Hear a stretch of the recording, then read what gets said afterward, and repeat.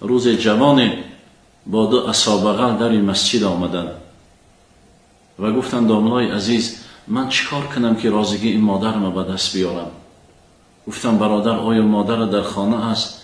گریه کنان گفت نه، مادرم از دنیا گذشت. گفتم چی مشکلات داری؟ چی عذابی برای این مادرت آوردی؟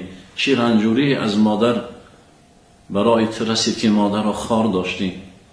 گفت داملای محترم من در سن 50 سالگی مادرم به دنیا آمدم. پدر و مادری من در ابتدا فرزند نداشتند. از خانه کودکان یک دخترچه ای را به وایه رسانیدند. من در 50 سالگی مادرم به دنیا آمدم که الکی پدرم دامانی 70 بود. وقتی به سن 18 و 20 سالگی رسیدم مادری من 70 ساله شد و در زمان 15 سالگی هم پدرم ما را تنها گذاشت، از دنیا درگذشت. گفت مادری بیچاره هم در کوچه های شهر کوچه روبی میکردند.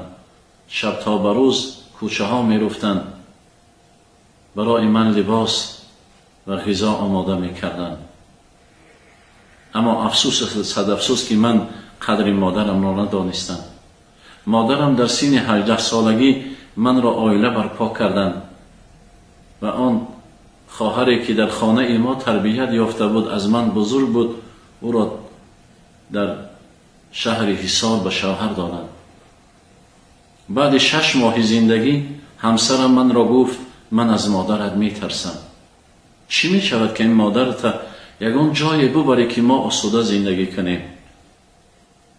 گفت این سخنی همسرم دل من ریش کرد، من ناراحت میکرد. مولانا میگویند تیهی پای رفتن به از کفش تنگ، بلای سفر به که در خانه جنگ. گفت من با دوستم مصلحت نمودم که بیا مادرم رو خانه یمون اپامان میبریم. در آنجا که هوا سرد بود، فصل تیر ماه بود، اپام خانه زیادی نداشت و جز خانه جای خوابش دیگر جای دیگر نداشت.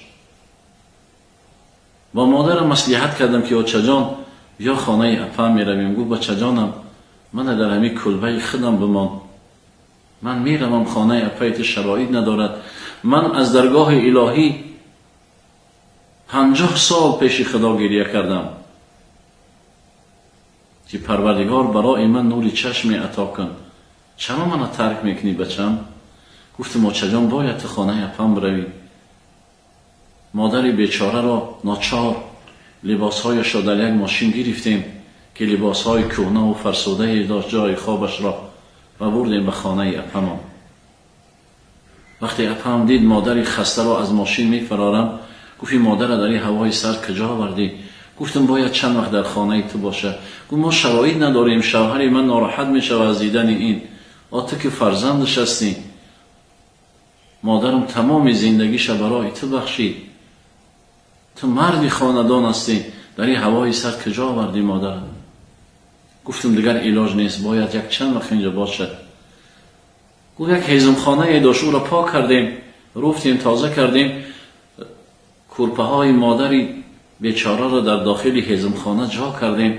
مادرم با چشمان گریان از پشت من میگفت بچه جان من را در این سردی نگذار، من به خانه هم ببر. و ما همراه رفیقم در ماشین او سوار شدیم.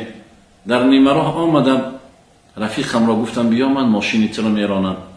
وقتی سر روی ماشین او ایستادیم، چند راه آمدیم. بعد 14 روز چشمام باز کردم که در بیمارخانه خریه بالا هستم، دست پام شکسته‌ام. و یاد آمدم 14 روز در کام بودم، نمیدانستم کجایم، نمیدانستم که به صدمه دچار شدم، دست و پای من شکسته‌اند. گفت وقتی به یاد آمدم از جام برخواستم، از آن طبیب بیمارخانه اظهار منتداری کردم. گفتم رحمت برادری عزیز که ما به صدمه دچار شدیم، در حالت بیهوشی بیمارخانه ما را آوردن و شما برای ما یاری دادید. طبیب گفت برادر وظیفه ما طبیبان همین است که یاری اولین طبی را برای بیماران برسانیم. تا از ما منتداری نکن، از مادرت منتداری کن. گفتم چه خیلی از مادرم؟ گفت 14 روزه که مادرت بالای همین سیمنتی همین بیمارخانه، بالای همین پالی سرد بیمارخانه خواب بود بالای سریت و پیش خدا گریه میکرد که پروردگارا جگربندی من را به زنده بگردان، صحت بگردان. گفت یکی به یادم رسید. گفتم کجاست مادرم؟ گفت وقتی تو چشمات باز کردی مادرت رفت جانب خانه دخترش در الماسی. گفت من درک کردم که دعای مادرم،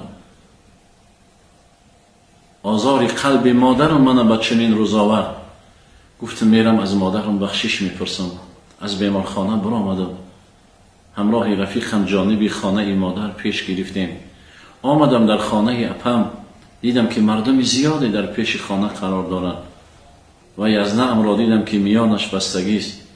وقتی از ماشین فرا آمدم با عصا بغل و نزد یزنه ام آمدم، گفتم چه حادثه است در خانه دیقدر مرد زیاد؟ گفت آیا نمیفهمی؟ گفتم نه. گفت مادرت از دنیا گذشت. بشکند دستی که بالا بر سر مادر شود، بشکند دستی که بالا بر سر مادر شود، اشک گریان می شود، چشمان مادر تر شود. خداوند دستی را میشکنه که او جوان مرد بالای سر مادرش دست میبرداره. وقتی اشک مادر به زمین میچکد، ای جوان مرد بدان که عرش خدا به لرزه می آید. هر کی در آزار جان مادری بیچاره است، کور گردد راه خود پیدا نسازد کر شود.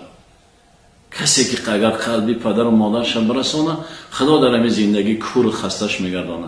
پس جوانی عزیز هیچگاه دلی پدر و مادر نرنجانه. و سلام علیکم و رحمت الله و برکاته.